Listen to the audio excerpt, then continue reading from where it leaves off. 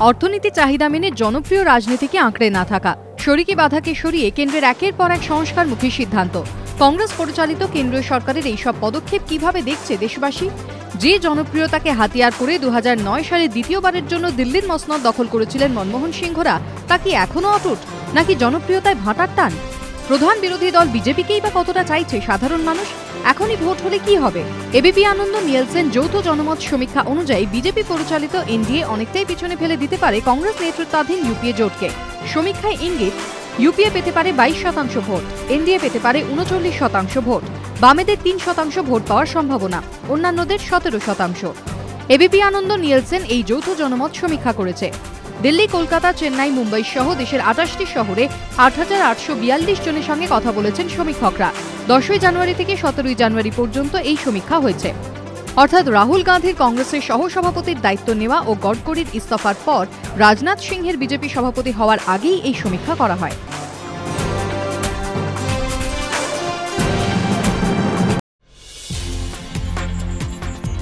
কখনো 2G তো কখনো কয়লাকাণ্ড, একের পর এক কেলেঙ্কারির অভিযোগ। বিরোধীদের পাশাপাশি নানা ইস্যুতে শরিকদেরও চাপ, সরকারের বিরুদ্ধে সুর চড়িয়ে নাগরিক সমাজের আন্দোলন, এরই মাঝে সংস্কারমুখী সিদ্ধান্ত। এরকমই নানা চ্যালেঞ্জের মধ্য দিয়ে কেটেছে প্রধানমন্ত্রী মনমোহন সিংহের দ্বিতীয় ইনিংস। সামনেই 2014 লোকসভা ভোট। এই পরিস্থিতিতে প্রধানমন্ত্রী হিসেবে মনমোহনকে কত নম্বর দিচ্ছে দেশবাসী? এবার কি জনগণ রাহুল গান্ধীকে প্রধানমন্ত্রী হিসেবে দেখতে চাইছে, নাকি প্রধানমন্ত্রী হওয়ার দৌড়ে মনমোহন রাহুলকে টেক্কা দেবেন গুজরাটের মুখ্যমন্ত্রী নরেন্দ্র মোদী?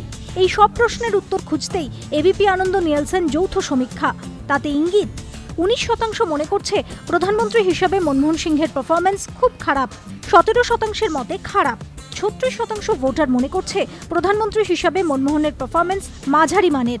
20% মতে মনমোহন সিংহ প্রধানমন্ত্রী হিসেবে ভালো কাজ করেছেন। সমীক্ষায় যা ইঙ্গিত, তাতে প্রধানমন্ত্রী হওয়ার দৌড়ে সবথেকে এগিয়ে নরেন্দ্র মোদী।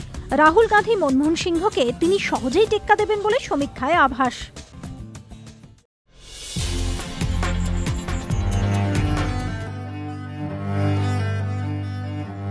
মে 2010 জ্ঞানেশ্বরী এক্সপ্রেস নাশকতায় প্রাণ হারান প্রায় 150 যাত্রী। এই ঘটনার পরে যাত্রী নিরাপত্তার কথা মাথায় রেখে জঙ্গলমহলে খড়গপুর, টাটানগর সহ পশ্চিমবঙ্গ, ঝাড়খণ্ড এবং ওড়িশার বেশ কয়েকটি শাখায় রাত 10টা থেকে ভোর 5টা পর্যন্ত ট্রেন চলাচল বন্ধ রাখার সিদ্ধান্ত নেয় রেল।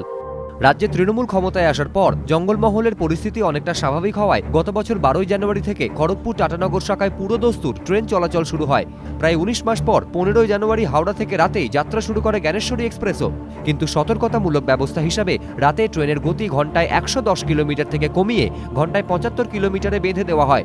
কিন্তু এর ফলে নির্ধারিত সময়সূচি অনুযায়ী ট্রেন চালানো যাচ্ছিল না, সমস্যা হচ্ছিল যাত্রীদের। এই পরিস্থিতিতে জঙ্গলমহলে যাতে রাতেও স্বাভাবিক গতিতে ট্রেন চালানো যায় তা সুনিশ্চিত করতে উদ্যোগী হন রেল প্রতিমন্ত্রী অধীর রঞ্জন চৌধুরী। বিষয়টি নিয়ে তিনি কেন্দ্রীয় স্বরাষ্ট্রমন্ত্রী সুশীল কুমার সিন্ডের কাছেও দরবার করেন। এরপর বিষয়টি নিয়ে রেল বোর্ডের পরামর্শ চান দক্ষিণ পূর্ব রেলের জেনারেল ম্যানেজার। রাজ্য সরকারের ওই চিঠির পরিপ্রেক্ষিতে ঠিক হয় 2-1 দিনের মধ্যেই জঙ্গলমহলে আগের মতোই স্বাভাবিক গতিতে ট্রেন চালানো শুরু হবে।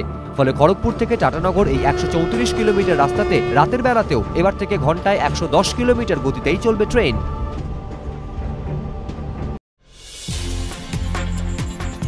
ম্যাচ শেষে হতাশা, দলের খেলায় ক্ষোভ, কর্তাদের দিকে কটূক্তি, এসবই এখন রুটিন মোহনবাগানের ম্যাচে। 9ই ডিসেম্বরের কুখ্যাত ডার্বি 46 দিন পর ফের যুব ভারতীতে নেমেছিল বাগান।